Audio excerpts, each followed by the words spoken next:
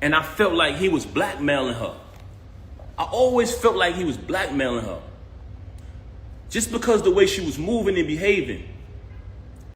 What happens when loyalty meets betrayal? When a love story that once inspired millions turns into a cautionary tale of secrets, manipulation, and high-stakes deception. Buckle up, because what you're about to hear goes way beyond cheating. It's a full-blown scandal that's tearing through the hip-hop community like wildfire. Papoose and Remy Ma, once considered hip-hop royalty, now find themselves at the center of a drama that's darker, deeper, and far messier than anything fans could have imagined. And at the core of it all, a rising battle rapper named Eazy the Block Captain, whose name is now synonymous with chaos. This isn't just gossip. This is betrayal with a paper trail, secret phone lines, shady bank transfers, alleged blackmail, and silence from the very people we once praised for being real. If you thought this story was over, think again, because Papoose is done staying quiet, and the truth he's preparing to drop might just shake the entire hip-hop industry. For years, Papoose and Remy Ma were the blueprint of loyalty in the game. While Remy served 6 years in prison, Papoose stayed by her side, visiting her, supporting her career, and waiting patiently for her release. When she came home, they built something bigger than music. A marriage, a brand, a family. Fans looked at them as unbreakable. They collaborated on music, appeared on reality TV, launched business ventures together. From the outside, they were solid. While other celebrity couples crumbled under the weight of fame, Remy and Pap held strong. Or so we thought. Then came Eazy the Block Captain. A rising star in the battle rap scene, Eazy had charisma, bars, and momentum. When Remy took him under her wing as his manager, people didn't question it. She had credibility, industry experience, and a platform to help elevate his career. At first, it looked like a smart business move. But soon, the lines between business and personal began to blur.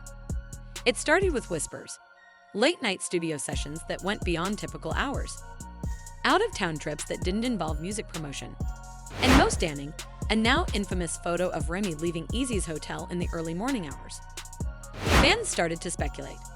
Was this more than mentorship? Still, Papoose didn't speak publicly.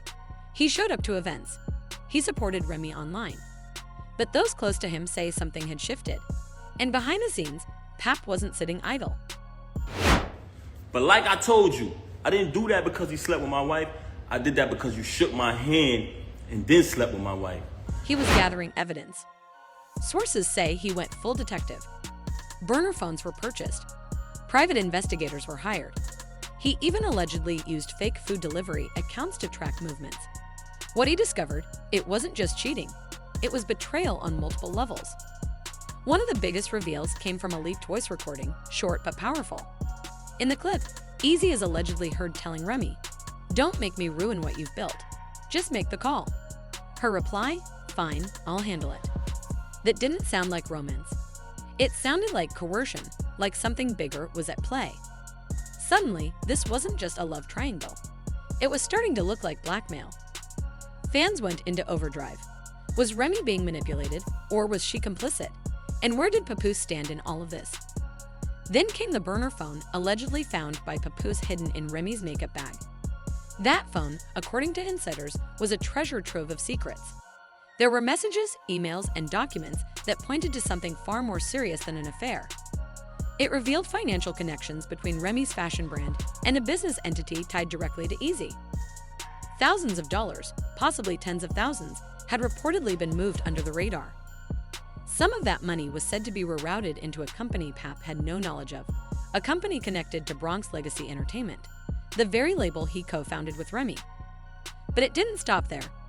After bringing in a forensic accountant, Pap allegedly uncovered a series of shell companies, suspicious wire transfers, and fake invoices. The worst part, a Delaware-based company tied to Eazy reportedly owns 30% of Bronx Legacy. That's a stake in Pap and Remy's future, quietly handed off without Pap's knowledge or consent. The betrayal was no longer emotional, it was financial. Business, legacy, stolen. As this story was bubbling under the surface, neither Remy nor Eazy addressed it directly. But their actions, or lack thereof, spoke volumes. Eazy was on social media, dropping cryptic captions and lyrics that fans interpreted as digs at Pap. "I just edited the blueprint," he wrote in one post. In a freestyle, He boasted about turning a seat at the table into a throne.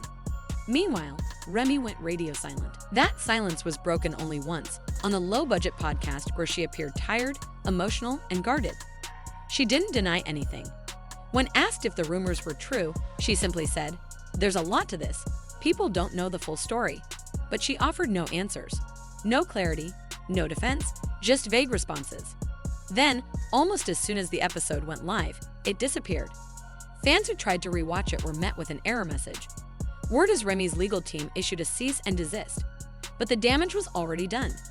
Screenshots had been saved. The narrative had taken on a life of its own. The internet is undefeated, and this time they turned into detectives. Fans began organizing timelines, digging through old posts, and cross-referencing events. A burner Instagram account called @TruthFromTheBlock started posting screenshots of alleged bank transfers, emails, and photos of Eazy's cousin wearing Bronx Legacy merchandise, implying insider access. The implication? Pap had been shut out of his own business while people on the outside benefited. Then came the voice memo that sent shockwaves through the culture. It was 7 minutes long and only posted for a short time, but that was long enough. In it, a woman who sounds undeniably like Remy says, "If Pap finds out about the other footage, that's it. He'll never forgive me." Fans asked, "What footage? What else is being hidden?" Now, Papoose isn't just heartbroken, he's ready for war. According to multiple insiders, he's hired one of the top entertainment lawyers in the country. And it's not for a contract dispute. It's for a legal battle that could involve charges of fraud, financial abuse, and more. Reports suggest that bank records are being subpoenaed. Trademark agreements are under review. And forensic analysts are tracing every penny connected to Bronx Legacy Entertainment. This isn't just a breakup. It's a lawsuit in the making. And while Pap remains classy, staying low, and refusing to fuel the public fire, behind the scenes, he's reportedly building a legal case brick by brick.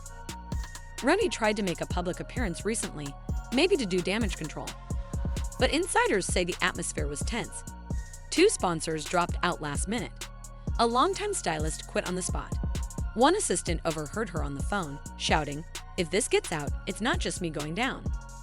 That one sentence sent chills through the fanbase. What exactly is being hidden? Who else is involved? Supporters who once praised Remy for being real and resilient are turning on her.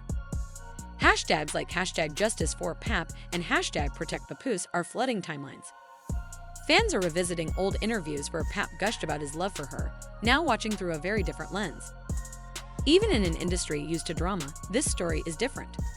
Artists, producers, and execs are all quietly watching from the sidelines. Some have unfollowed Remy and Eazy. Others have posted subtle support for Pap, reposting clips of his music and interviews where he speaks about loyalty, commitment, and trust. This scandal isn't just personal, it's professional. Pap and Remy were a brand. Their unity was part of their business. And now, that brand is fractured in public with real legal and financial consequences. At the end of the day, this story isn't just about love lost. It's about trust broken. It's about legacy threatened. It's about what happens when someone gives everything to a partner, to a dream, only to have it ripped away from them behind closed doors. Papoose isn't just fighting for his marriage anymore. He's fighting for his name, for his brand, for his future.